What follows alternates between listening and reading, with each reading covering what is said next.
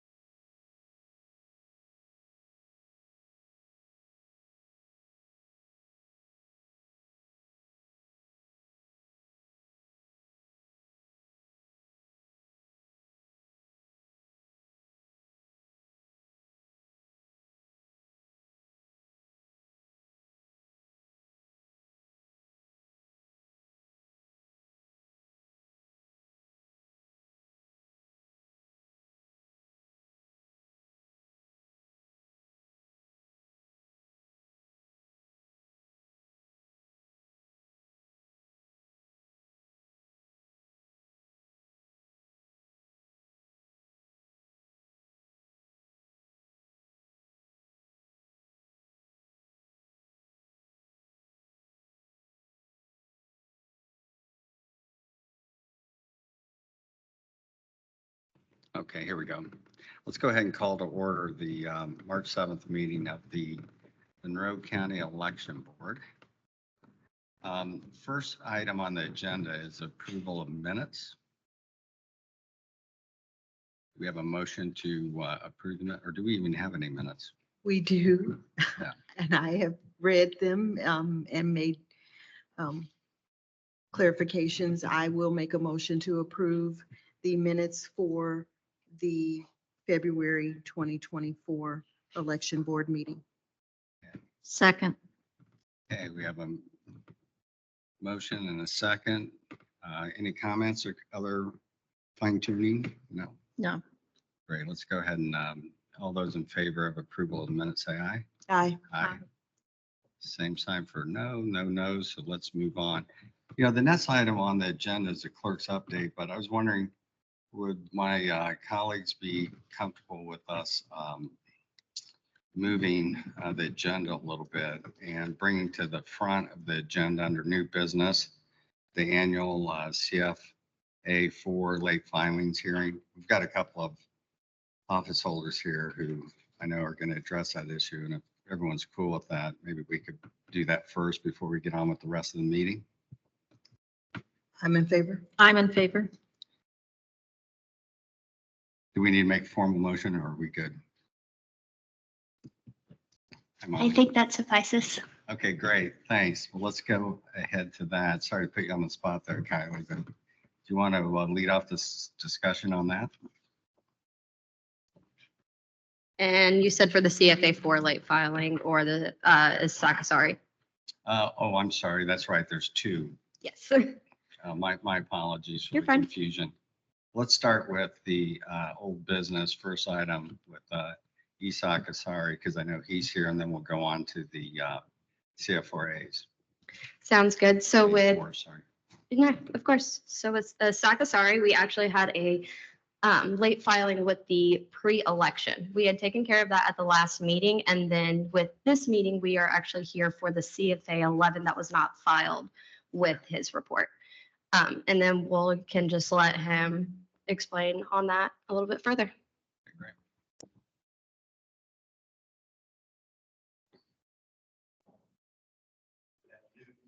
Thank you for having me here. I really don't have anything necessarily to explain. I think the pattern is straightforward. The thing was not viable.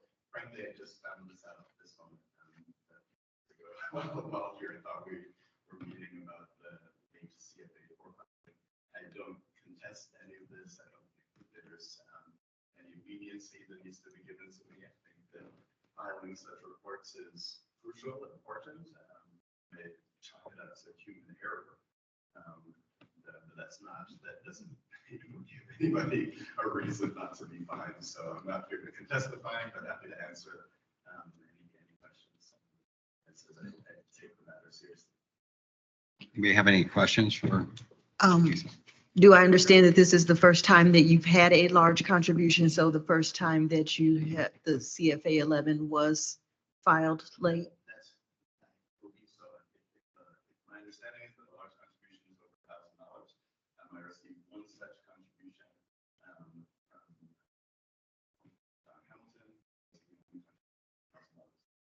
And I apologize, as I'm reading this, it looks like they can't hear you online. Can you make sure your microphone is on? Push the button that has the little person. Is that That right? looks good. Okay. So for the benefit of the people online, would you mind to Sure. summarize what you said? In summary, I said that I first off had only heard of the reason for this meeting upon arriving today. That is not any excuse. I'm just stating the facts of my lack of preparedness. But I said that I take these filings very seriously. I'm not asking for leniency, nor am I contesting any of the facts. I think that it is important that that be stated very clearly for the record. So.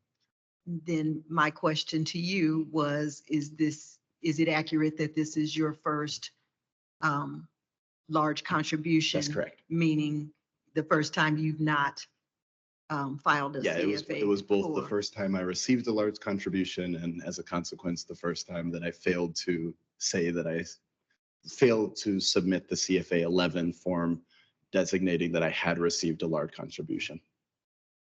And so with that, for me, I would believe that that would represent something that would be sanctioned by a warrant or warning. I said warrant. I don't know where that came from. A warning. You're looking at the prosecutor. Yeah. I'm looking at the prosecutor. And so unless there's further that a motion? discussion, I would be happy to make the motion to issue a warning for candidate Asari. Second. Any other discussion or anybody from the public want to comment? Okay, seeing none, I think we do a roll call on these, correct? Yes. Yes. John Fernandez, Yes, Judith Benkart, Yes. okay. Mr. Chair, I noticed online that a candidate is also online. I don't know, Oh, yes. in Zoom Mr. world, Carlson. you would have asked to promote them to a panelist. I don't know how it works on here. And then I did see another candidate walk in. Okay, great. May I be, Right, may I be thank you. seated? Thank you. Thank you, candidate Asari. So now we are back to what was actually under new business, the annual CFA 4 late filing hearings, correct? We have a couple of candidates here. All three of them here. Great. He is online and asked, did he need to race down and represent himself? I don't know if he can be promoted so that we can converse. That's for the control. No, oh, Yeah. So yes, let's start with Hans Kelson then, who is online. And while we're getting him connected, Molly or Kylie, could you kind of summarize what the issue is before us as it relates to Hans Kelson? So with Hans, his filing deadline was on January 17th. He had filed on January 17th at 12:13, making him 13 minutes late for filing. Okay. Is that a first time event? Yes, it is.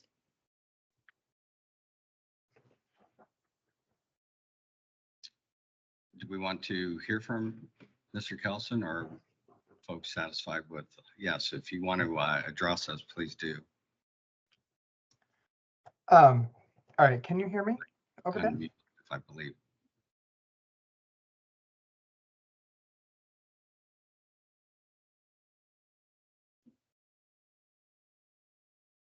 And I'm looking at the chat and no, we cannot hear you. I don't think I can chat either. The chat has been disabled. he is chatting. We can definitely see the chat. So if you want to make a comment, I'm happy to read it for the record. Wonders of technology here. I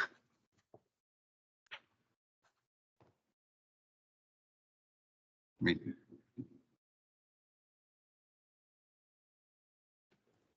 oh, there we go.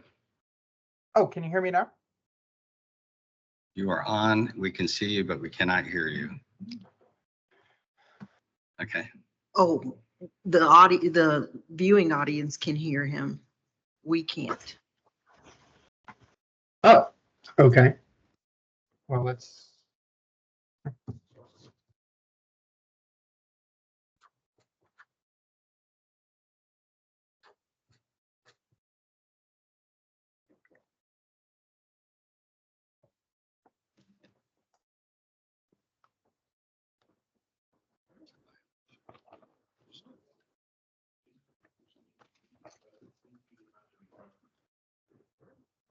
I think that All right.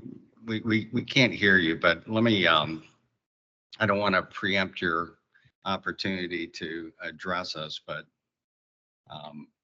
if I understand the facts right, this was a near miss on the filing deadline. It's a first time omission. I'm assuming that my colleagues are going to want to just do a warning. If that is a fair assumption, would one of my colleagues want to make a motion? Sorry, I just want to weigh in here for a second. This is TSD up here. Okay. The audio is set for him. I don't know if it's something on his end. He should try talking again. Okay, can you hear me now? Yes, we, Okay. Now I'm not,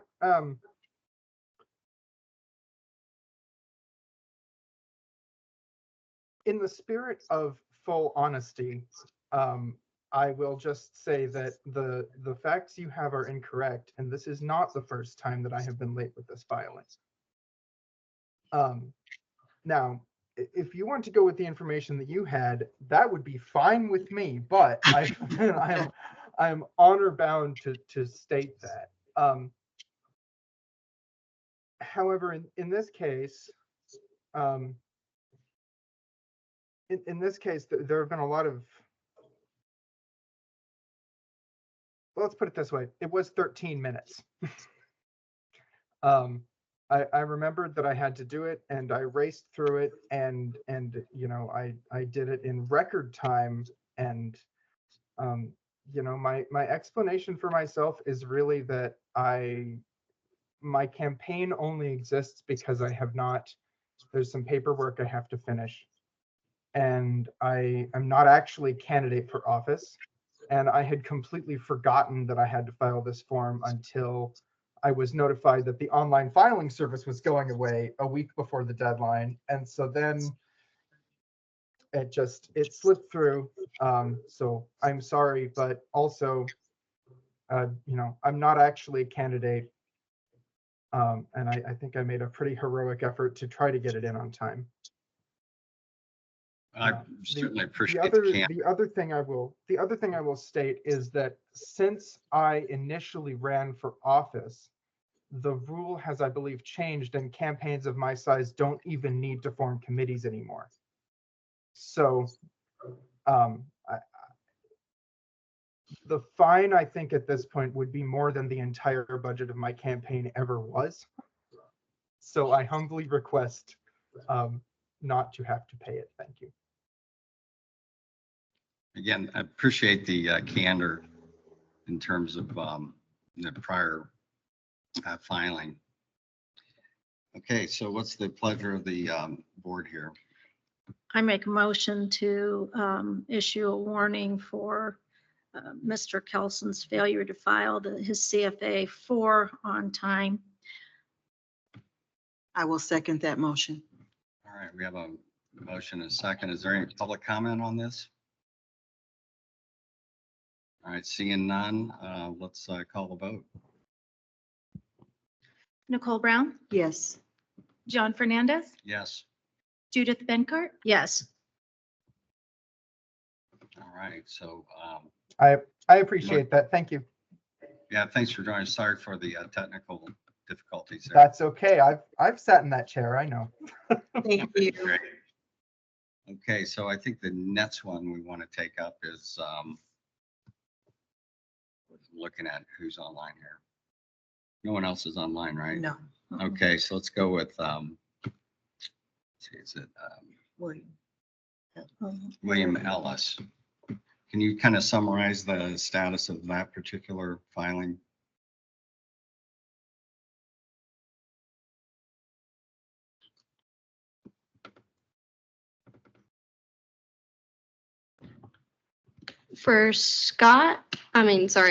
For William Ellis, it was on January 17th. He filed on February 5th at 2:42 p.m. And is this a repeat event or is this a first time? On my document, it shows it as first. I do believe it's the first time too, and I want to apologize to the election board and to the county. What's ironic about this is on the 10th, I sent out an email to every Republican reminding them to timely file their forms. And guess who didn't? So, and the only, I have no, I don't have an excuse. As soon as I realized that I didn't file, within minutes, I filed. So I apologize, but I will accept whatever judgment the board. I know better. Thank you. Any comments from board? Not for me. I am happy to make a motion to issue a warning for candidate Ellis. All right, do we have a second? Second. Any public comment? All right, seeing none, let's read the roll. Nicole Brown, Yes. John Fernandez, Yes. Judith Benkart, Yes. Thank you. Thanks for coming in. Okay, next is Erica Oliphant.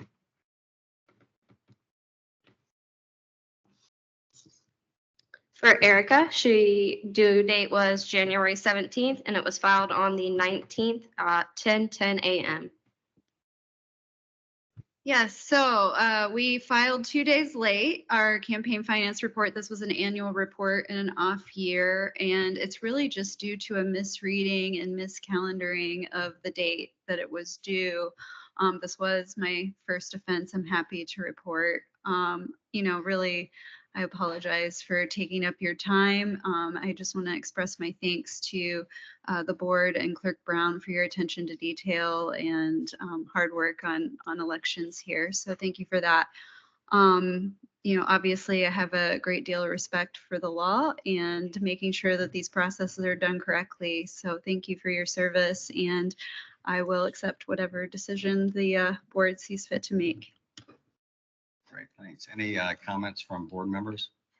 I have no discussion if the board members do not. And with that, I am happy to entertain, or I'm happy to make a motion to issue a warning to candidate Oliphant. I second. Okay, we have a motion and a second. You want to read the roll, please? Nicole Brown, Yes. John Fernandez, Yes. Judith Benkart. Yes. Thank you. Have a Thank good you. day. Thanks Nice for to coming see in. you. This will take some explaining. Are they here? No. Okay, so left on the agenda for this item are a couple other candidates, but there's also I guess there's a resolved issue or unresolved issue with Steve Volan. He's not here though, so. is that- He was extended a letter of invitation, and I know that he received it because he called my office after getting the letter. And so, but his situation been resolved then? So what he had stated was during our last meeting, whenever he had came and spoke with us, it was under his understanding that he was here for that filing that we had sent him the invitation for. The reason he was here that last time was for the CFA 11. So he was already fined for the $50 on that. So in my regards, this would be taken care of. Okay. And then we have a couple left, right? Correct. We have Scott Oldham. There was an issue with filing within our office, but we had gotten that taken care of, and he actually came to speak with us personally on Friday, the 1st. So I have some of that information in your guys' packet that I sent you, but we did get him finalized, and that was his first filing on that. And then we have one other, right? We have Board. Connor Wright, who was he turned in on the 17th, but at 2:20 p.m., so 2 hours and 20 minutes late. And then the only other one would be Catherine, but she is out of the country and she was 7 minutes late, and this is her first late filing as well. So if it's agreeable, could we just make a motion for all of those Well, together, assuming they're going to be similar, or?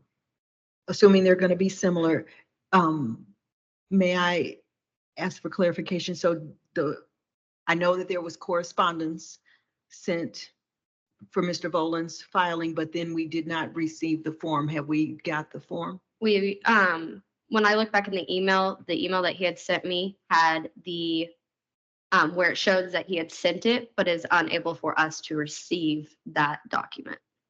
So we still do not have the form. We don't have the physical form itself. He had, as I understood it, he had sent the form to the state instead of sending it to the election board. And to date, we still do not have the form. Is that Correct. And then he had also sent it to Tree once she was already gone. And so then we had asked for it and we got the email that he had sent to her, but cannot receive the document Can't receive it because it's not attached or?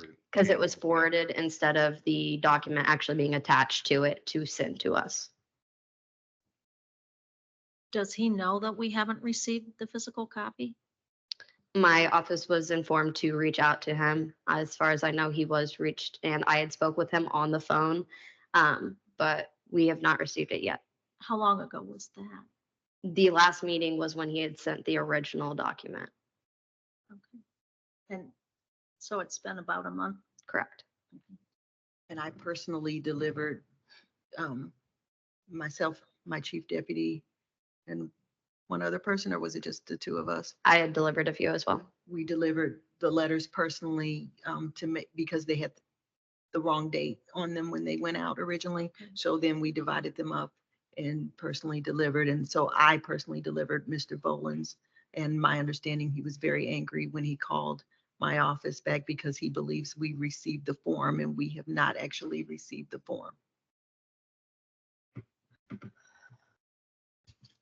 So if you want to do it separate to address Yeah. that, we can. And then if you do the other two, I'm happy to, since Yeah, it's let's do the their other two warning, first, and then come back to Okay. Mr. Ball. then I will make a motion for the other two candidates for whom this is their first offense, that we issue a warning for both candidates. And that would be Connor Wright and Scott Oldham. Correct.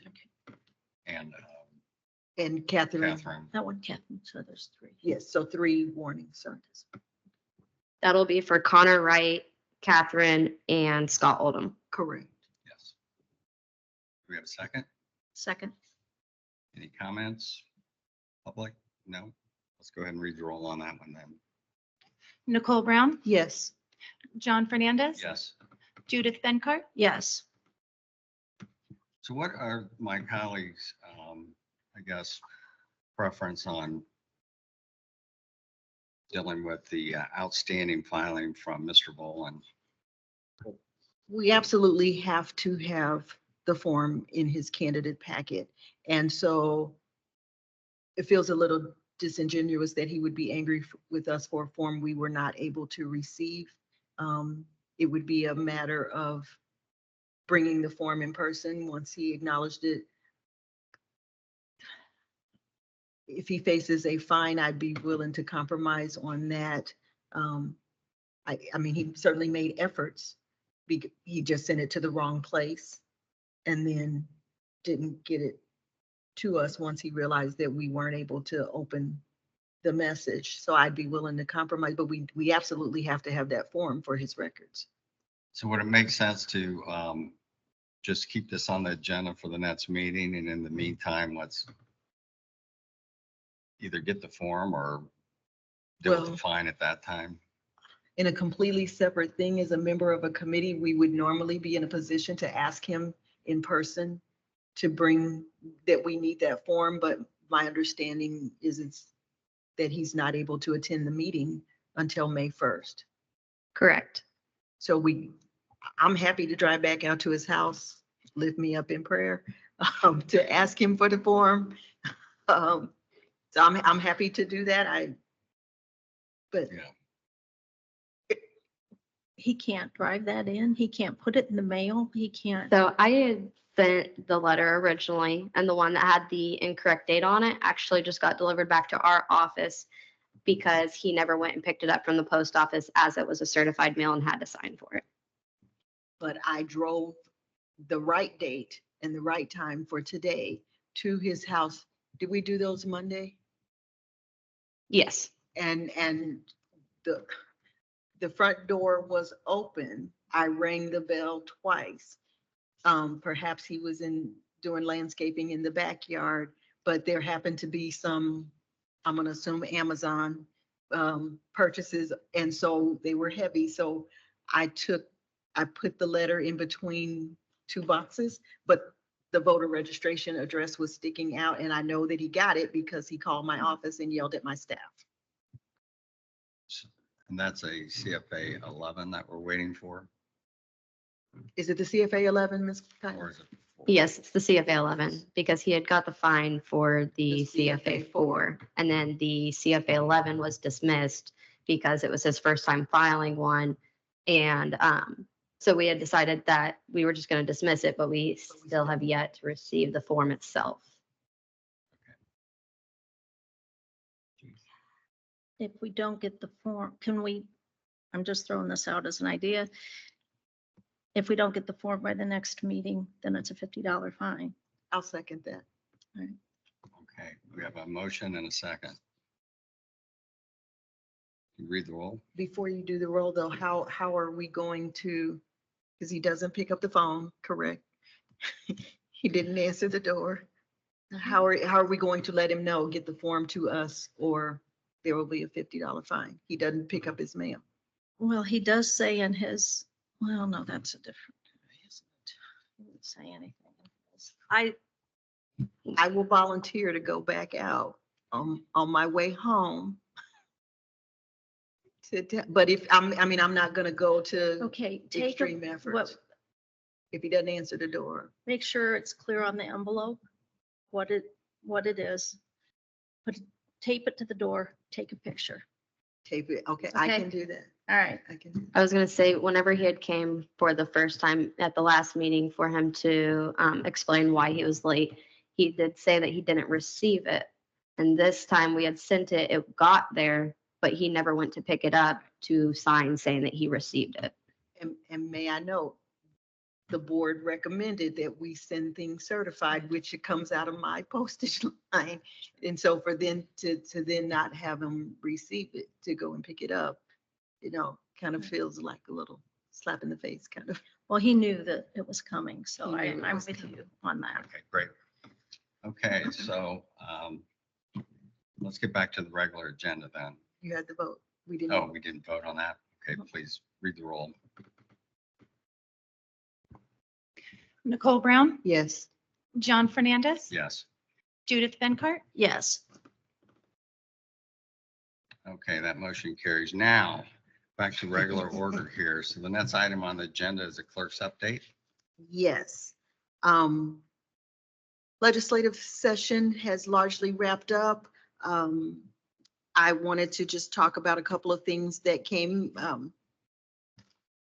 during the session. The governor has not signed the bills, but they have passed out of the State House. So some that I thought would be interesting to the board and to the community. House Bill 1133 is the use of digitally altered media in elections. This session, they defined fabricated media as any audio or visual recording of an individual's speech, appearance, or conduct that has been altered without the individual's consent, such that the media conveys a materially incorrect or inaccurate depiction of the individual's speech, appearance, or conduct as recorded in the altered recording. A reasonable person would not be able to recognize that the recording had been altered. Artificially generated audio or visual imitation of an individual that has been created without their consent. And the point of this legislation is that it allows a candidate who is depicted in fabricated media that does not include the required disclaimer to bring civil action against the specified persons. So that has passed and is en route to the governor's office.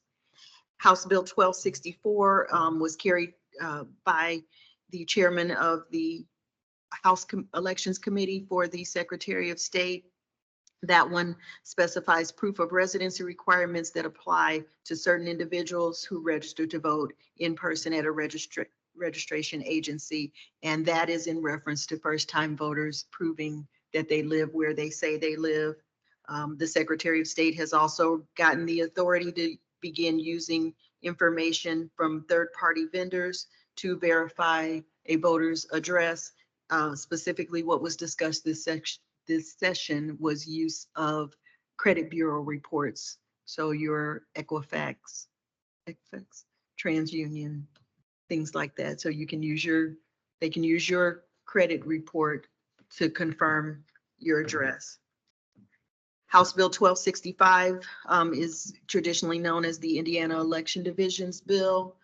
And it passed, it's long, so I won't go through that one, but they make some provisions and changes to election division statutes.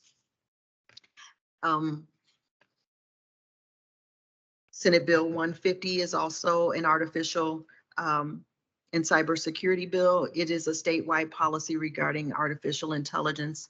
The one I am most proud of and most excited to share with you, after 2 years of hard work, we did successfully get Senate Bill 170 across the finish line. Senate Bill 170 defines an election worker and makes it a level 6 felony to threaten an election worker or to obstruct, interfere, or injure an election worker. It did pass unanimously out of both the House and Senate, and I'm very excited about that. So that is your legislative update. Then I want to remind the board that I did advise that we would have, by the next meeting, we would have a chief deputy clerk as well as an election supervisor. And with that, I would love to introduce Laura Wirt, who is formerly a chief deputy at the Brown County Clerk's Office. And then Miss Kylie, you will already remember, who was working and helping us with elections. She was promoted from within to election supervisor. I am very excited, thrilled, fortunate to get to work with these young ladies. And I think that you are going to find them as amazing as I do, with my bias very openly showing. Thank you. Welcome. And And congratulations on the promotion, Kylie. And then finally, the registration deadlines. Some of you may know, many people may know, Monroe County government will be closed for the solstice. Is that right? Eclipse. I was like, I'm getting that word wrong, but in real time, I couldn't remember what it was. Sorry. The eclipse. So the eclipse didn't care about the fact that early voting was getting ready to start. And so normally April 8th would be the last day that you could officially register if you wanted to vote in the coming election, the upcoming primary. But because of the eclipse, that deadline has been moved to noon on April 9th. With that being said, that does not interfere. Early voting will start at 8 o'clock in the morning on April 9th. Polls will be open, but you can register until noon that day. This has never happened to me before. I don't know how the logistics are going to work out, but the Indiana Election Division, I'm sure, will give us guidance. We're not the only county that's going to be closed due to the eclipse. So that is all of the updates that I have for the board. Thank you. Nicole, on the registration online, registration is still on the 8th at 11:59 p.m. Thank you. You're welcome. Thank you so much.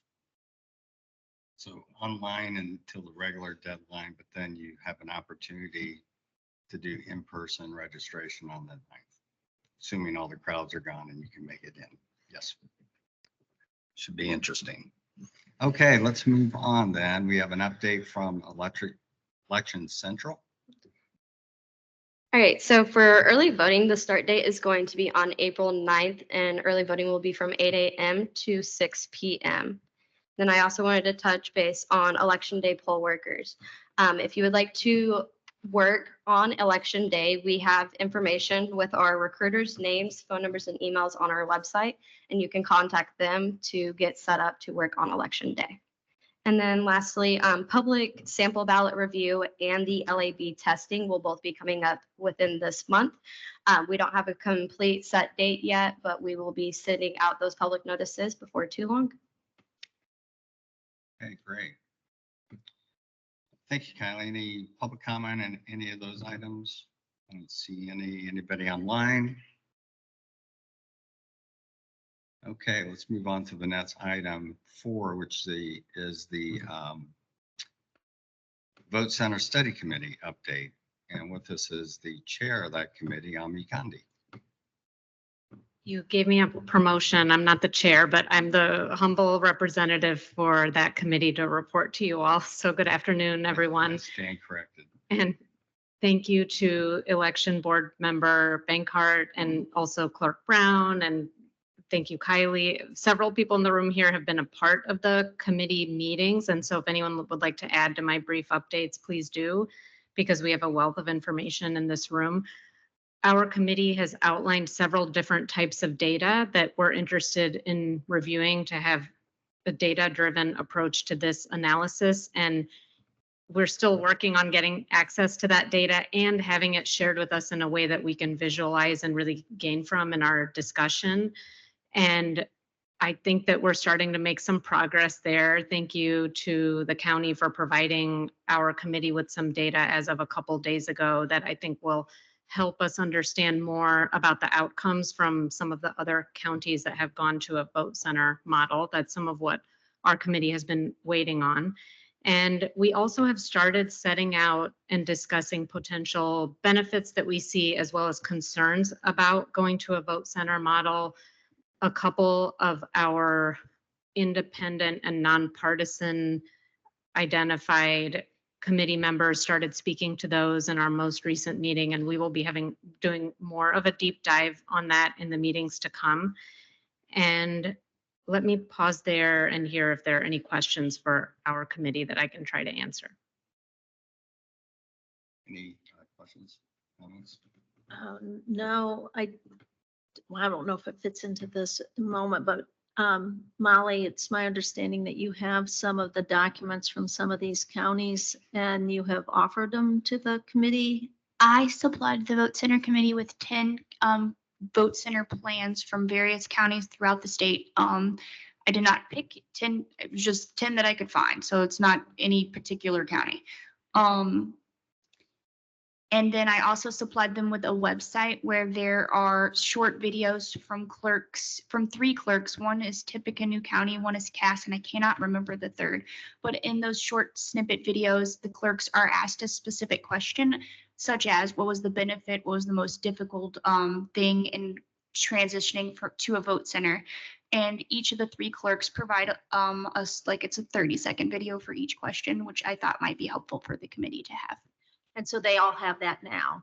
Correct. I sent it Monday, I think. Excellent. Okay. Thank you.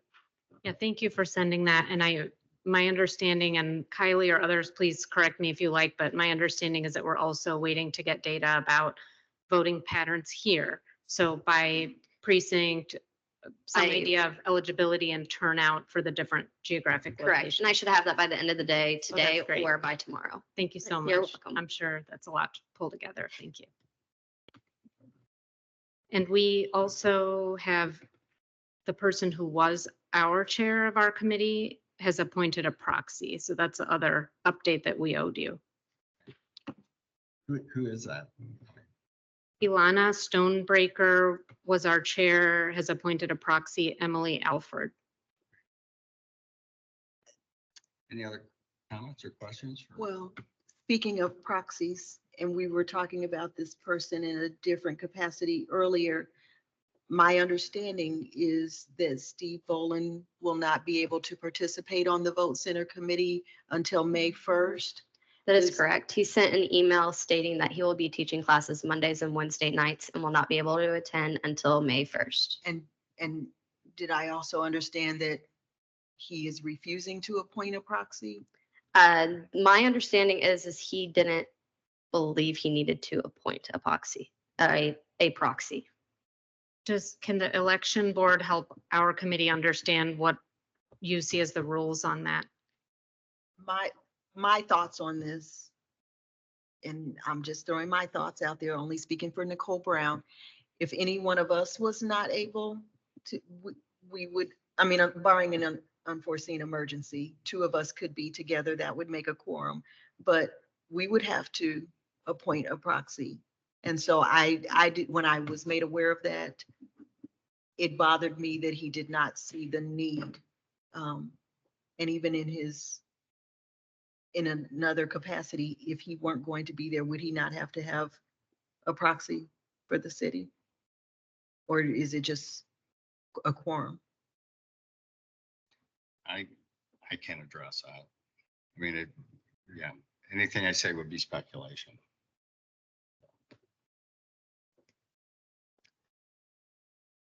I mean, is it impacting the work of the committee? I mean, Is there any absence policy when you all brought us into existence? Something you were expecting? Does anyone happen to know that? yeah, I don't, Molly? When the election board amended the vote center study committee, the language used was if a member of the vote center committee is unable to attend a meeting, he may appoint a proxy. It doesn't require him to appoint a proxy. The only factor that not appointing a proxy may affect is it could affect quorum. But if there is a quorum present, even if Mr. Volan doesn't appoint a proxy, then the meeting would continue. And his appointment to that is as a, in what capacity?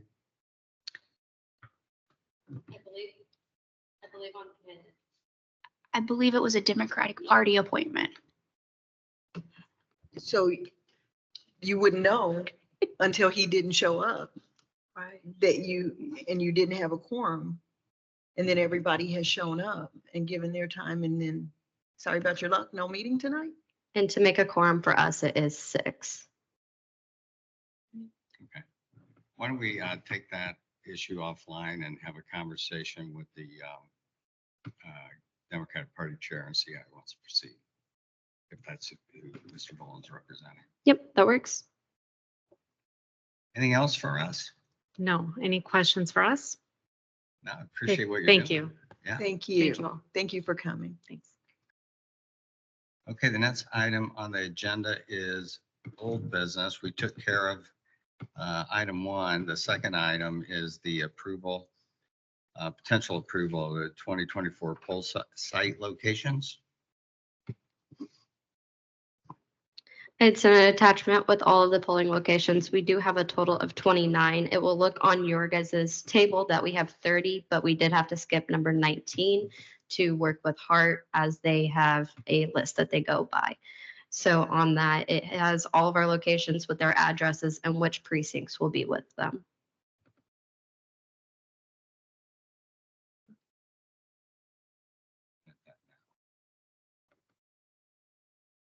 Any comments or questions from the board? No. Any comments or questions from the public? I'm looking online as well to see if any of the folks online have questions. Is there a chat box? There is. I don't see any.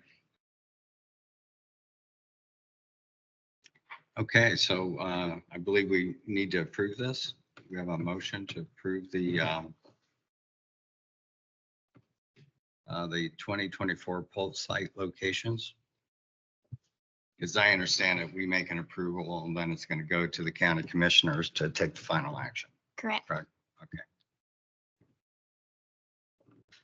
I make a motion to approve the 2024 poll sites that are contained on the document that was submitted to the board by Kylie.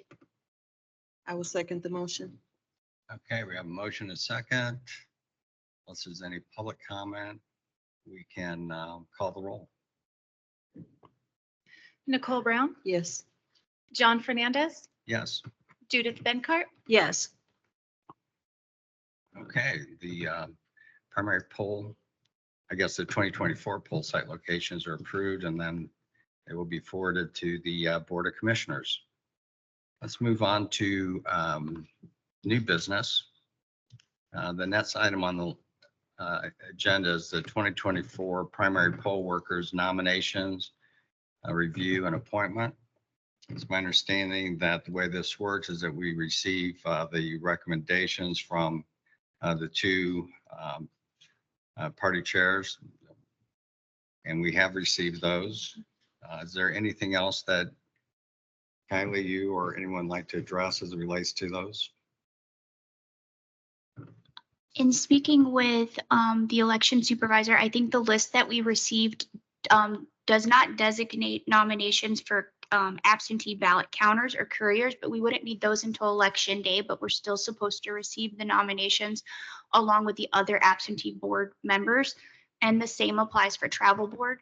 So my recommendation to the board is to go ahead and approve the list that we received as absentee board members. And then we would ask the party chairs to make nominations for counters, couriers, and travel board. And statutorily, the election board has until March 18th to make that request for nominations. And then the party chairs have until March 22nd to provide the nominations. And then those could be appointed at the April election meeting. Okay. And our meeting would be before the early voting starts then, correct? Correct. Okay. Any public comment on that? I'll entertain a motion to support Molly's recommendation. And I did prepare a resolution for signature of the board that states, it references the statute that sets out the procedure. And then it states that nominations were asked for on February 14th and received by the party chairs on February 19th and March 4th. The list that we received from both party chairs will be attached as Exhibit A and B to the resolution, and the resolution will read, pursuant to Indiana Code 311.54422, the individuals listed in Exhibit A and Exhibit B are duly appointed as absentee vote or board members for the primary election occurring in May of 2024. Thank you. All right, do we have a motion then? I will make a motion to accept the recommended list of absentee voters for this meeting. Absentee workers. Absentee workers, excuse me. I second. All right, I have a motion and a second. Before we call the vote on that, I just want to publicly thank all of these folks who are stepping up to be absentee workers for our elections. Such an important thing, and we kind of take it for granted. So I do the not. people in this room, but I think a lot of people in I definitely do the not. public kind of just assume these things happen magically, but it's a great commitment from some of our fellow citizens, so I appreciate it. Okay, with that, can we call the roll? Nicole Brown, Yes. John Fernandez, Yes. Judith Benkart, Yes. Okay, I think the next item on the agenda related to the state convention delegates, non-contested races on the ballot. I don't believe there's an action item on there, is there? No, I was just basically wanting to make the chairs aware of the parties that I had received the email from you, John Fernandez, on February 19th, and the deadline to have the state convention delegates or precinct committeemen printed for uncontested races on the ballot was going to be February 16th. So therefore, the uncontested races will not be printed on the ballot. Does the law provide for like write-ins for those? I'm just kind of curious. For the write-ins, it's just the general. That's what I thought. Yeah, and I would say that the deadline issue, I guess that's on me. I didn't know there was a deadline, but I also want to, just for the record, note that printing all of these uncontested positions on the ballot would extend the length of the ballot from a single page to how many? When we were looking at it, a single page, it was going to be front and back and going continued onto a second sheet of paper. If we included everybody as opposed to, As opposed to what we have currently, and it barely fills a full page just with the contested races. okay. Any public comment on that? I'm looking online as well. I don't see any. Okay, let's move on to the next item then, which is the lab testing list of machines approval. And this does require action by the board. How do you want to explain what we're doing here? So this is for our LAB testing that will take place towards the end of this month. This is just making sure that all of our scanners are working correctly, and we will go through and test the ballots, and we will scan them in different ways. We'll do some that have no markings on the page, some that have one, some that have two. And it just goes through to test the machines to make sure they are scanning correctly and counting the votes correctly. On this, you will have 5 scanner names that are on here. These are also going to be the names of the locations that they will be at.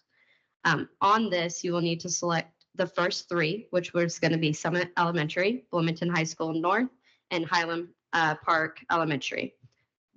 We just need from your guys a full vote saying that this is your guys' recommended account. And just to be clear, we are not changing the equipment No. or the process. This is just a regular required sample testing. Correct. That's- It's just a test of the machine to ensure that they're working the same way that they should be and to ensure that the ballots themselves are reading correctly. This all comes through the V-Stop, Correct. That was, which I learned the other day what that acronym means, and I Yeah. have quickly forgot. and that was what I was going to say in the interest of transparency. The board did not choose these locations or machines. That is chosen by VStop, which is the Secretary of State's vendor for lack of a better turn of phrase, to make sure that they randomly pick, so it takes the bias out of it on our end. It's an independent vendor for the Secretary of State. Okay. So we have we need to take, do you have a resolution for this that we'll need to sign as well? I do not, but I can draft one super No, fast. that's okay. So So, I've seen us do a resolution for that. okay, I was just The making sure. board does come together for that, and so for that reason, I'll be recommending that we recess rather than adjourn until the date is announced and can be noticed, so that the board can be at the testing. Oh, we convene for the actual testing? Okay, Yay, surprise. surprise. Okay, so do we need a motion to approve this list? I don't ever recall doing anything like that, but I guess that it cannot hurt. If we don't I have will- one, I don't see any reason to do it. So, okay, so at this point, we'll just go to public comment. Is there any public comment on any election-related business that hasn't been addressed?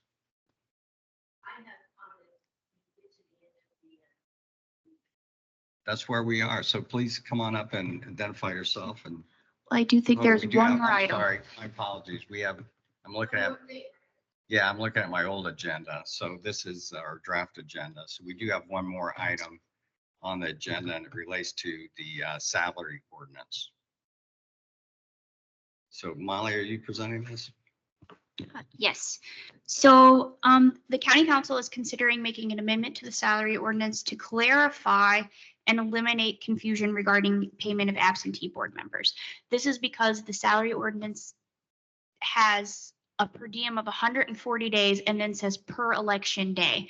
And that's led to confusion, especially when you look at it in light of individuals who only do work on election day. So they are considering 3 options to eliminate this confusion and to make the pay vouchers that are submitted to our employee services department match the salary ordinance. And so the council would like to see if there's any recommendations or thought from the election board on their the 3 options that they are considering before they move forward. And the reason the council is considering it because statutorily they are vested with the authority of setting pay for the absentee board members and travel board. So the first option they are considering is leaving the per diem for absentee board members of $140 a day, but removing the per election day language. This would mean that those employees would receive $140 a day, regardless of if they work 2 hours or 4 hours or 8 hours. The second option is to to set an hourly rate for absentee board leads and remove the language that states per election day. This option would correlate with the pay vouchers that were recently submitted for absentee board leads. And then the third option is to amend the salary ordinance to remove two categories. Right now, there's early voters and there's absentee board member leads. To remove those two categories, but set a pay rate for all absentee board members. I think the reason that this option was being considered is because statutorily, there are only two categories of absentee board members. There's absentee board members and travel boards. We have several subcategories, such as leads, and I think there's a recruiter one, but the recruiter one isn't currently provided for in the salary ordinance. But having one category eliminates confusion, reduces the need to continually amend the salary ordinance, and it would set the same rate for all absentee board members. And so those are the three options that the council is considering, and they just wanted to see if the election board had any thoughts. Any comments from, I'm gonna have a couple questions, but any comments from Judith or Nicole? So last fall, we had a meeting that I actually invited our leads to. In the HR office. And so I'm concerned. They presented here before to the board. They meaning the absentee leads.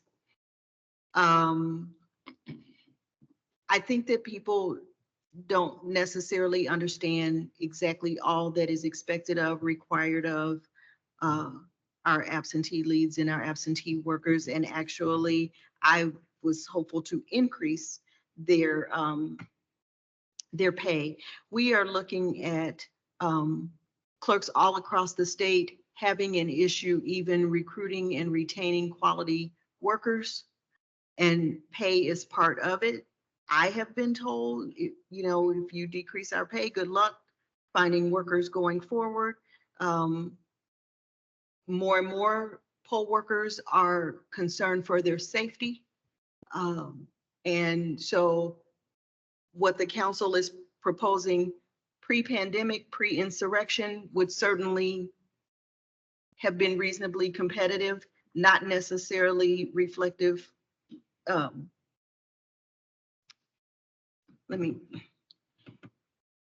Pre-pandemic and pre-insurrection, these numbers might have worked. Post-pandemic, post-insurrection, poll workers concerned for their safety, I really am hopeful to increase that pay. So for example, I believe we've explained that like a lead translates to an inspector on election day. In Hamilton County, inspectors make $400 on election day. In Brown County, and I got that thanks to my new chief deputy, inspectors who only oversee one precinct make $180 on election day. But if they oversee more than one precinct, they make more than that. I would like to see my leads make $200 per day, doing the equivalent of the inspector on election day. And so I've not been to the council. I've not been invited to talk to the council about this, but we are in dire circumstances with respect to not only retaining our poll workers who have institutional knowledge and absentee workers who have institutional knowledge, but in trying to recruit people and asking them not only for their service, but to put aside their concerns for their personal safety and help us to get through the election. So I might have other things to say, but right, that got it off my chest. Just Thank you. a couple of questions. One, what the council's proposing is not reducing the pay of anyone, is it? No, the council is not proposing a reduction of pay. We're trying to make our salary ordinance match the pay that's being issued so that it doesn't create an issue with State Board of Accounts. Currently the salary ordinance has $140 a day. And one of the options they are considering is removing the per election day language and leaving $140 a day. The second option they're considering is going to an hourly rate. the thought behind that is to divide the 140 into an 8-hour day, and then that would establish the hourly rate. So if the leads are working 8 hours a day, not a reduction in pay, they're still going to make $140 that day. The third option is combining everyone, and that would be either setting a per diem or an hourly rate. But the intent is not to reduce election worker pay.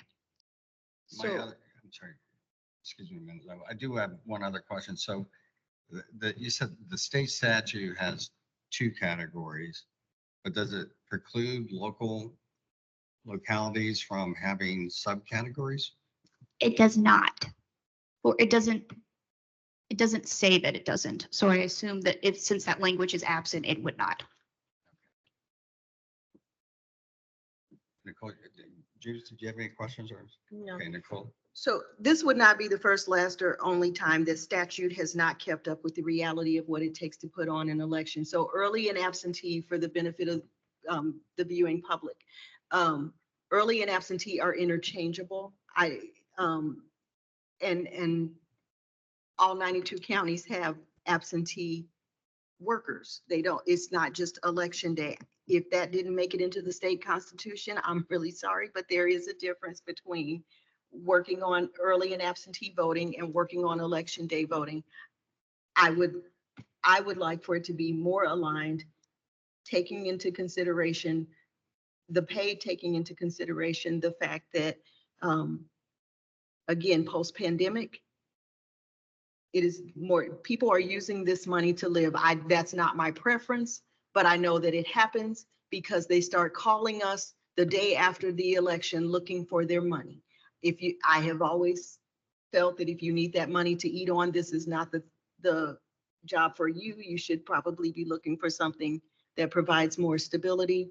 And the money that was submitted during the budget last summer is the money that the county attorney is referring to, as there was an issue because 2 workers were honest and turned back in when they were inadvertently paid too much. They actually made a case for all of the work that they do prior to election day that they are not paid for. I also want to point out, if we do the hourly, then I would say if they go over 40, it's not an 8-hour day. I'm sure the public wants to believe we just come in at 8 and leave at 4, especially as we get toward elections. There are more hours. And so if they go over 40 and we can pay overtime, that's fine. We can do that. I don't think the county wants to do that. So I'd rather than have the per diem, but if we're going to do the per diem, then I do think we need to acknowledge that the leads do more and put in more than your counters, your couriers, others. And also, I believe I heard something about the recruiters. The recruiters are paid as leads. I mean, it doesn't say recruiter, but they are paid as leads. And so that's why that is in there. Nicole, also, I had made a statement to John and Judith whenever they came and met with me on Tuesday that for our leads, if we were to make everybody $17 an hour, our leads work half days. They work the morning shift and then they work the evening shift. So they're working the same amount of hours as our clerks are. If that's the case, they would be losing money from that 140. And with that, our leads are doing the job of a recruiter and the job of a clerk, or taking the instance of an inspector on election day. They're also doing the job of a recruiter on every single day of early voting. Okay. Molly, do you want to add something? You don't have to, but. I don't really want to add anything to what our election supervisor just had, but I guess I could structure this in 2 questions maybe to see if I can get the council information that they could rely on. So it sounds like it would be the preference of the election board to leave the subcategories. Is that a correct assumption? I think that's fair. If there's no statutory provision precluding that, I think we should. Okay. And then I That's just guess. my opinion, but- Another bank card? Agree. Okay, so it sounds like the preference is to either go with option 1 or 2 that the council is considering, which is really option one is a per diem or option two is an hourly rate. And so I guess, does the board have a preference on whether the leads are per diem or an hourly rate? I mean, I'll just speak for myself, but I think option one is not really acceptable. I mean, if I understand the operations, in many of these cases, we want to split the day to widen the pool of potential workers who may not be able to commit a full 8 hours, but it just wouldn't make sense to be paying people per diem that assumes 8 hours when we're deliberately trying to break it up into 4-hour shifts. And I would caution you against using 8 hours during a presidential year. It certainly could be held to 8 hours if it were a municipal. I think that would be more realistic, but we are getting ready for.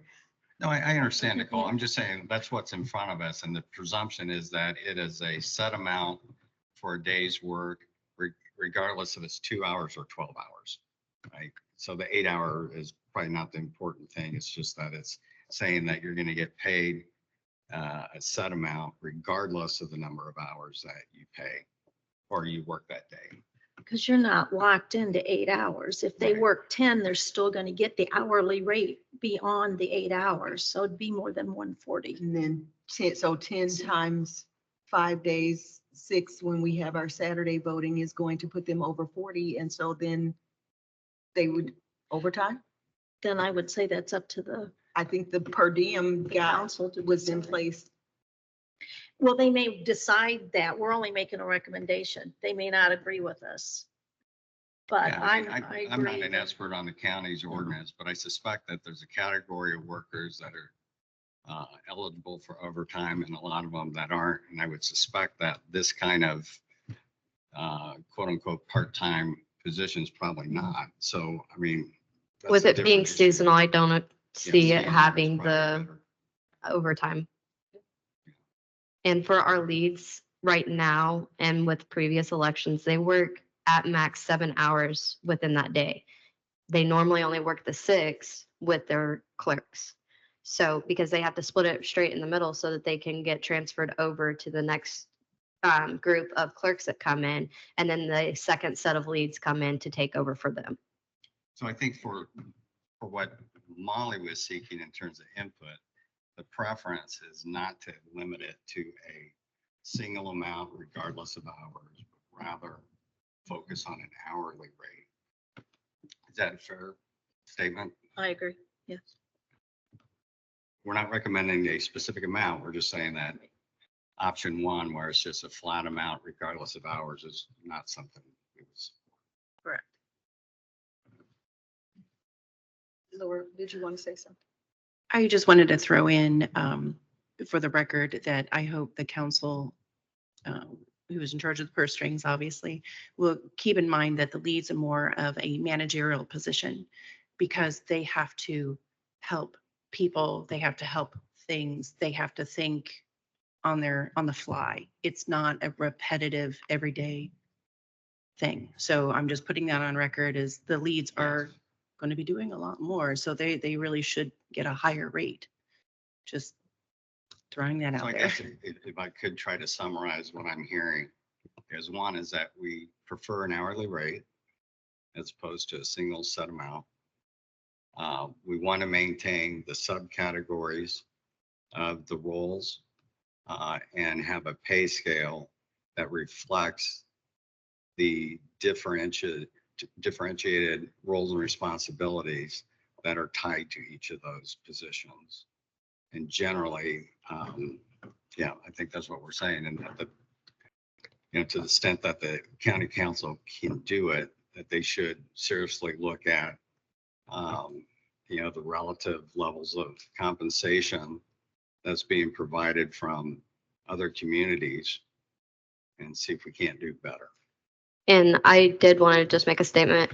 If the leads are to make the $17 an hour and they work the 7 hours, they're going to be losing $21 from that per diem. Because they would only be making $119 instead of the 140 for the day.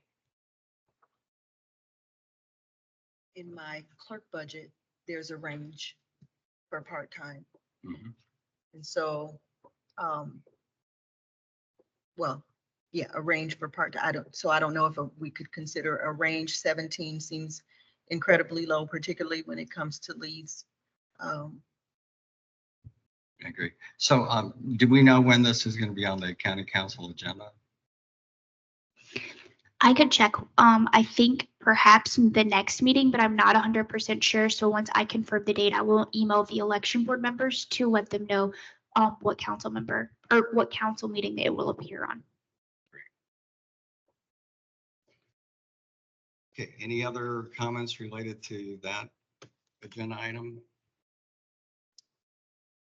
Okay, seeing none, now we'll go to public comment, please. Sorry about that. I was pretty sure that wasn't really ready, but I wanted to make sure I didn't miss this opportunity. My name is Cheryl Langdon. I'm a Monroe County resident and registered voter. I'm also a United States Army military veteran, and I'm also an ex-voter registration clerk. And I have a small something that I put together that I want to read off and just read it from beginning to end, finish it off, and then if you guys have any questions, you can ask me at the end, and that'll be fine. All right. And it's really hard to be here today, but I feel that it's my duty.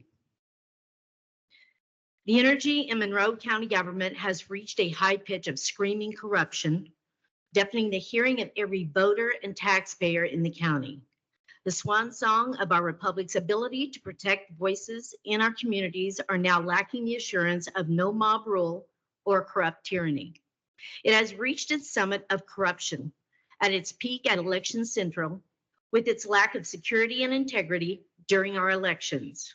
I have proof of the integrity of last November's election being compromised by Kylie Moreland. I have a timestamp photographs. Here's one of them as evidence. I notified the election board at the time.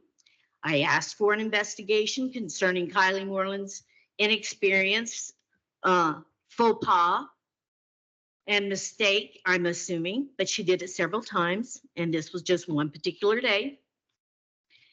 And I asked for that investigation, and I never saw it happen. I don't know what happened. And I have another question. Why was I required to be a Monroe County resident and registered voter in order to work my part-time $15 an hour election worker job? I was required part-time, $15 an hour, but that criteria was not required of two of the highest election workers that's in this room right now. One in Brown County, one with the residents in Greene County.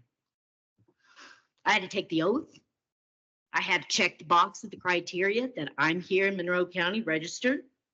And this is during the most important election of our nation in 2024. And they have access to Monroe County votes. It is important that everyone has the same criteria. And I have another question. How is it that Kylie Moreland even got this job in the first place as another position last fall? It was because she has a mother-in-law that is in a higher echelon of the correctional facility who begged Nicole to get her a job. And so now she's on the inside track and she gets the edge over other candidates to be able to get this position, pushing out anyone else, because I'm sure someone outside of this county would have loved to apply for that position as well. I know I met some.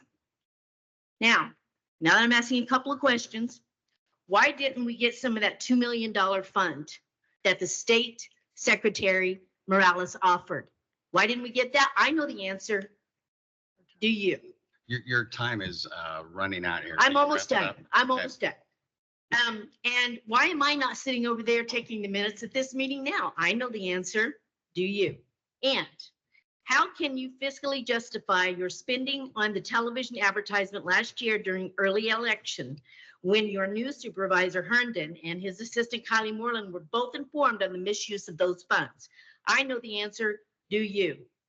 Training was never encouraged. I begged for training, offered to pay for it. And you shut the door on me, Nicole.